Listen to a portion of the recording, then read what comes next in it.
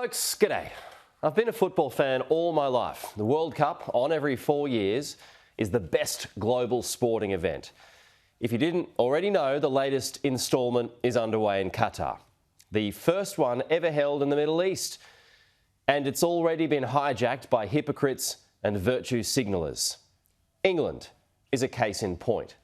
Its captain Harry Kane vowed to wear the rainbow-designed One Love armband to support gay rights in a country where homosexuality is illegal.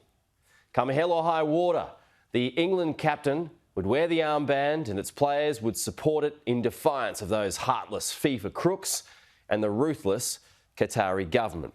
There he is with a different armband there. That was until FIFA threatened players with yellow cards or suspensions if they pushed through with their plan. England went to water. Its captain caved, which says to me they'll only support something as long as it doesn't come at a cost. Then, to be seen to do something, England switched causes and took a knee to push back against racism in the sport, which FIFA allowed. All well and good. But given changing positions, the team now just seems shallow and spineless. Compare that to Iran, who don't have a squad worth millions of dollars, who simply refuse to sing its national anthem, a powerful statement aimed at Tehran, which could land some of its players in a lot of trouble when they return home. Now that was brave. If England, and other nations as well for that matter, were truly outraged by Qatar hosting the World Cup and wanted to send a bigger message about its shocking human rights abuses, then why even turn up? Why not just boycott? Because that would come at a cost that teams aren't willing to gamble with. Support for causes only runs so deep. And it's not just the current players. Former footballing stars such as David Beckham are making a pretty penny by being there. His former teammate Gary Neville, who's spoken out against Qatar's human rights record in the past, but then, after sealing a lucrative contract, went to work there at the Cup as a commentator. Here he was getting roasted about it on British TV. But you know David Beckham, don't you? Yeah. Yeah, he's going, isn't he? Yeah. How much has he been paid? I don't know. You do know. More than me. Yeah. Ian, is it coming home? What, your reputation?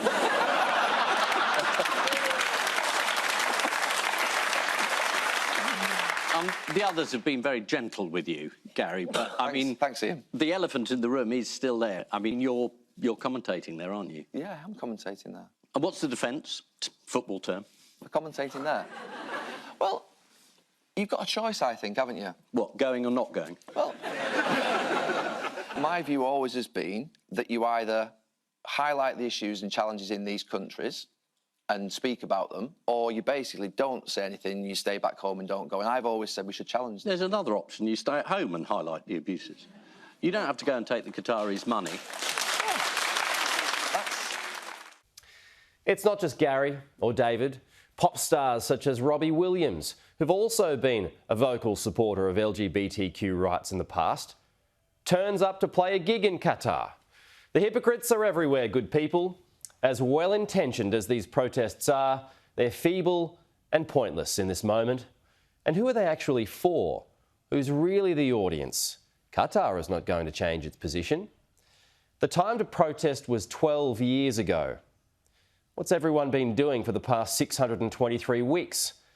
I was in the FIFA auditorium in Zurich when Qatar won the rights to host the World Cup. Qatar won with a pitch that was far inferior to bids from Australia and the United States. But FIFA's corruption was on full display when Russia got the 2018 Cup and then Qatar got the 22 Cup. There's just no way Qatar should have ever been given the tournament. Not just because of its appalling human rights record and its reliance on slave labour, but also because it just made no football sense. There's hardly a sporting culture there. It would disrupt World League so the event could be held in cooler months.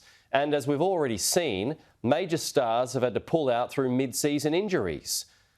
But wasn't that the time to protest? Back in 2010? Well before the country could start its plan to build its multi-million-dollar air-conditioned stadiums? Not when they were all finished and the tournament about to begin. Yet, here we are. And on the subject of human rights, Russia doesn't exactly have a flash record when it comes to that, yet it got a fraction of the blowback Qatar is getting. So much so that the BBC decided not to air the tournament's opening ceremony. My Sky News colleague Piers Morgan pointed to the hypocrisy of it all as well and made another good point. He said if persecution of gay people is deemed a disqualifying barrier to being involved in the World Cup, then shouldn't we be similarly outraged by the participation of Senegal, Morocco and Tunisia, where it's also illegal to be a homosexual? Or by Cameroon or Ghana or Saudi Arabia, where if you're caught in a gay act, you can be chemically castrated. And any kind of political protest is often loaded, as we know, because history can so easily be forgotten. And you'll find all countries have, at some stage, had a troubled past. England took a knee before its first round game against Iran, yes, we know. But it's also worth remembering the UK also once helped overthrow a democratically elected government in Iran. The UK also joined other Western nations, including the US and Australia, in bombing Iraq, which involved the killing of thousands of innocent civilians. It's the point that FIFA President Gianni Infantino was trying to make before the Cup began. I think for what we Europeans have been doing in the last 3,000 years around the world, we should be apologising for the next 3,000 years before starting to give moral lessons.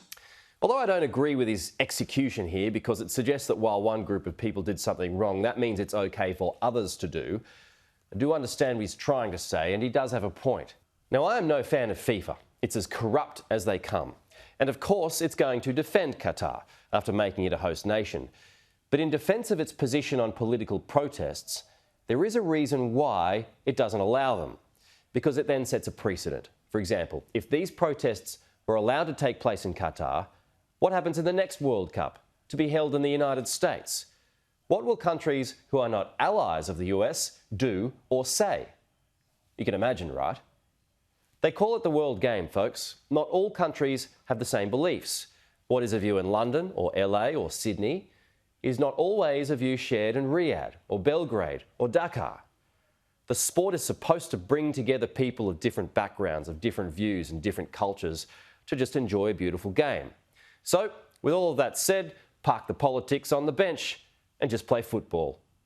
Thanks for watching. To support this channel, please like, share and subscribe below. See you soon.